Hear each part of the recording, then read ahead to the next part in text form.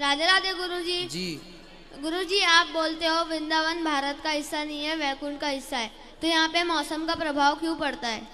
भाई, मौसम का प्रभाव तो पड़ेगा ही, क्योंकि है तो ये पृथ्वी पर ही।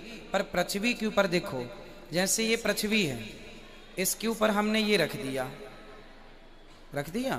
उसी तरह पृथ्वी पर ही कहा तो ये जाता है कि जो वृंदावन है वह भगवान की पावन नगरी है। जब भगवान आए तो भगवान ने वृंदावन को बैकुंठ से कहा कि चलो तुम वहीं रहना।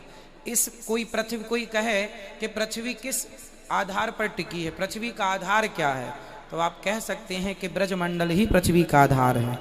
ब्रजमंडल में पृथ्वी टिकी हुई है। अब यहाँ तो मौसम का प्रभाव दिखेगा ही, पर ये आध्यात्म दृष्टि है, यहाँ अनुभव किया जा सकता है। आप वृंदावन आए हैं ना, दिखने में तो वृंदावन सामान्य हमारे शहर जैसा है, गांव जैसा है, लेकिन जब यहाँ पर रहेंगे तो यहाँ की जो अनुभूति है वो सबसे हटके है।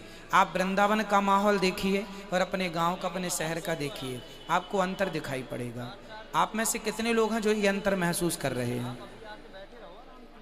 हैं? इसको देखने के लिए थोड़ा भक्ति की आंखें चाहिए बेटा, है ना। आप जब उस दृष्टिकोण से देखेंगे, एक वृंदावन के ही वृक्ष हैं जिन वृक्षों में भी आपको राधा राधा लिखा हुआ नजर आ जाएगा। नहीं, कहाँ वृक्षों में भगवान का नाम दिखाई पड़ता है?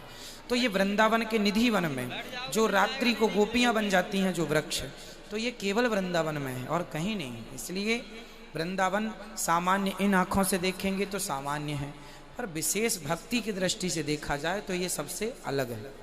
देखिए गुरुजी, राधे राधे। राधे राधे।